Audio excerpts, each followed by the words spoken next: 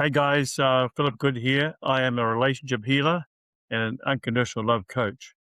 So the subject of this video is how unconditional love ensures ultimate relationship success. So what is unconditional love? In essence, it is loving yourself and or your partner without any judgments whatsoever. So there's a difference between love and unconditional love. Love is loving your partner and yourself until something happens. Or I love my partner, but there's a but. But with unconditional love, there's no buts. There's no until something happens or my partner does something. You love them for the beautiful, the magnificent being they are. They do not have to do anything or have anything for you to love them completely and wholeheartedly. But my wife and I, who have been married this year, in May this year, 49 years, we have unconditionally loved one another right from the word go when we were first married. And what you do is, like I just said, you love your partner completely. You do not try to change them. You never ever blame your partner for anything at all. You accept them. You understand them. You have empathy and compassion for them. You have deep respect and deep care. And so basically what happens is we know we have everyday challenges that happen in daily life, don't we? So what you do is you separate that love and place it above. You could say that you place it on cloud 9 above. So it's beyond, above and beyond whatever happens on terra firma, in everyday life. So we all face challenges and issues, but depending on what we do is, when we unconditionally love our partner, we accept all their opinions, their beliefs, and we honor them. We honor and respect them. We celebrate the differences between each other because we know we grew up in different families, right? So obviously we're going to have different beliefs and different opinions. But as we know, there's more than one way of solving a challenge or solving an issue or a problem. And all opinions and beliefs are right according to each other, according to our differences. So what we do is, in a relationship sense, because we're two people come together as one, right? And our idea is, and when you unconditionally love your partner, you combine this concept of two into one, the oneness of the two, the magnificent two that we are, the little cooperative we are, working together for the benefit of our family unit. By the way, family, what does it mean? For all members, I love you. Yes, the word family has love in it. Without it, we starve. Fam, F-A-M, the first part of famine. We starve without love. So that's why love, but not any sort of love. It's complete unconditional love. So we love our partners and ourselves. We should, and our partner. We love our partners and ourselves, warts and all. We know we're not perfect. We're imperfect. In fact, the imperfect is the real perfection. Because with feelings and emotions, with humans, there is no perfection. So we accept our partners as they are. We do not try to change them. We don't blame them for anything at all. Blame goes out of the picture. So if you think of unconditional love as, you think of your baby when it's first born. You have an outpouring of love that is like, you can't describe it. It's like a geyser of emotions that well up from down deep in your heart. You can't explain it. It's just that deep feeling. And you feel, when you look at your baby as a newborn, you look at your baby as a 10-year-old, and my wife and I, our eldest daughter is now 48 years of age. We still look at our daughter at 48 and think of them as that little baby when they're first born. And all parents should think of their children like that, with that feeling of total unconditional love. And those feelings that you had for your newborn baby is the same feeling you should have for your partner. If you truly unconditionally love your partner, think it in the same way. It doesn't matter what they do. They don't need to do or have anything. I just love the magnificent being that my partner is. And you should have that same viewpoint about yourself. And if you have that unconditional love connection with your partner, then they they obviously, because they honor and because you honor each other, you have that feeling of unconditional love for yourself. You have the freedom of expression to be your authentic self, to be the real you. Don't compare yourself to anybody else. Don't be jealous of anybody else. Just realize you have innate gifts and talents you're born with. You're not, you're not, for example, Michael Jordan or some great famous tennis player like Rafael Nadal. You may not be that sort of person. That's okay. You're unique. You're unique individual. You have your own gifts and talents. Be happy with that. In an unconditional loving relationship, we do not try and change our partners, even though they might have faults. Hey guys, we've got faults as well, right? So you accept each other with your faults, and you honor the magnificent being that each of you are, and you acknowledge that, you accept it, and you forgive all the little things that each others might do to displease us. Just let it go. Just let it go. Forgive all the little things that you may not like, and your partner's gonna should also forgive the little things that they might like about you.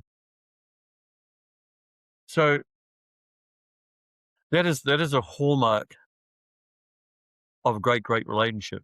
Like, for example, when you first get married, there's a saying that, "Oh, I'm in love," right? "I'm in love." But it's not real love. What does love mean?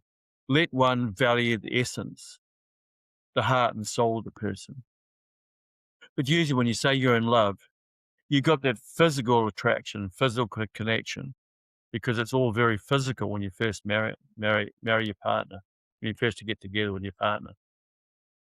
And things quieten down in a physical sense as you get older, as you get more depth and longevity into your relationship. Rather than relationship being superficial, as each year goes by, it starts to get deeper and deeper and deeper and deeper. And after 48, nearly 49 years, it is incredibly deep, almost as deep as the ocean. It's like an infinite depth. There's no end to it. The depth of feeling and connection that we have. Guy and I are, I don't know, probably 25, 30 years. We had this telepathic connection. Because yes, you not only you come together as one, your minds come together as one. You come together emotionally, feelings, and also your thoughts. Quite often, I could say something and say part of a sentence, and Eileen would finish it, and vice versa. So, extent of connection, depth of connection that we had, and of course, along with that goes trust. Trust is one of the most important things in a relationship. Honesty, integrity, all these things are so important. Working together as a team. What does it mean when you work together as a team in a relationship? What does team mean in a relationship? Together, we achieve magic. We achieve miracles, not just more. The magic starts. The miracles happen when you have that depth of connection. I'll give you an example in my wife and I in our relationship. a demonstration of what unconditional love looks like in any relationship. 11 years ago, my wife, well, we were dairy farmers, right? We've been dairy farmers for more than 40 years. But 11 years ago, my wife, in a dairy farming accident in the cow shed yard, concrete yard, she fell over and put her shoulders out and stopped her face hitting the concrete and broke both the shoulders, snapped them both. So she was on horrific medication. She was on heavy opioids like oxynorm, oxycodone, fentanyl patches. She was on that for 3 years until she went to a place in Melbourne, actually Melbourne Pain Clinic. Got off those heavy opioids because they were literally killing her, according to the pain specialist. But as an example, that heavy medication was causing Eileen to walk down a hallway into a lounge room and stand there falling asleep. At times she would fall over, fall against the wall or fall back. That's the extent. That's what happened with all the medication she was on. And I was happily doing things for her, anything. There wasn't any question about looking after her. And a few years further on in 2019, in the COVID period, she had another accident. And as a result of that, falling over, and she actually fell over, tripped over, and actually hit the side of her head against a roadside concrete curb. And she was literally unconscious for a few minutes. And when she came to, she was checked out of the hospital. And but the outcome was that she did not actually sleep properly for a period of 3 months. And towards the end of that 3-month period, she had developed what the expert or specialist termed Ramsay-Hunt syndrome, which was actually bleeding from one ear. And so she was put on steroids to try and combat that condition. And when she as weaning off that medication or that steroids, she actually developed bipolar and manic psychosis. For example, she was sitting down in a chair and all of a sudden she'd start screaming, right? For no reason. So anyway, we got the nurses from a mental health facility here in Warragul, where we lived at the time, and she was taken into a secure facility at a hospital called La Trobe Hospital in a place called Traralgon in Gippsland. And she was held in a secure facility there because she couldn't control herself with these outbursts and that. And they tried all sorts of medication, didn't work. She was put on to ECTs, what they call electroconvulsive therapy. And literally, the thing's on the head, and it sort of zapped her head, like fried her brain pretty much. But brought her out of a state that she was in. She was in a state of total abnormality. She'd be literally crawling on her hands and knees and scrubbing the floors, things like that. The medication didn't work, but the ECT started to work, brought her back into some sense of normality, right? So at the time, I'd just a couple of months before this episode, I'd had a left knee replacement. So actually, I was on crutches, right? And I was told I wasn't able to drive.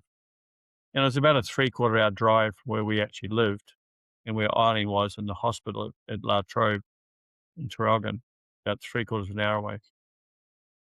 And the hospital said, or the experts who were monitoring my left knee replacement said, "Oh, you won't be able to drive. You can't drive for a number of weeks."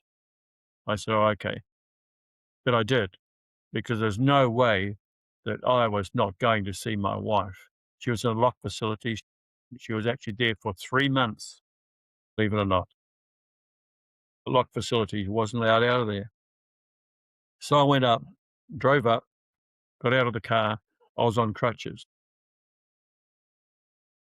So with the crutches, I used the crutches, got out of the car, and I walked into the facility where Ani was. And she was there for 3 months.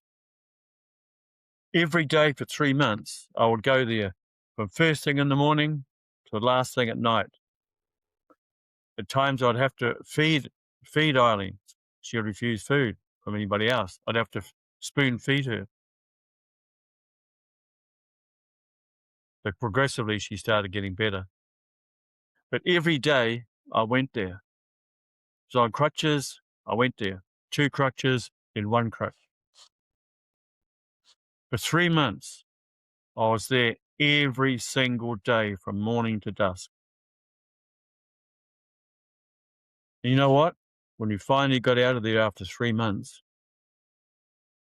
all the nurses in the facility, this locked facility, said, the reason that Eileen has really come right from all this is not just the ECT, but most importantly, it was as a result of the incredible love that you two share for each other. So it didn't matter whether I'd had a left knee replacement and couldn't walk properly. On crutches, they said that I was not able to drive, but it was my left leg, right, that had the prosthesis and the operation. My right leg controlled the accelerator and the brake in the car. So I knew I'd be fine. I'd be safe driving. I didn't care about myself. I knew I was going to be there for my wife, come hell or high water. Without a doubt, nobody was going to tell me no. I was going to be there for her. And I was every single day.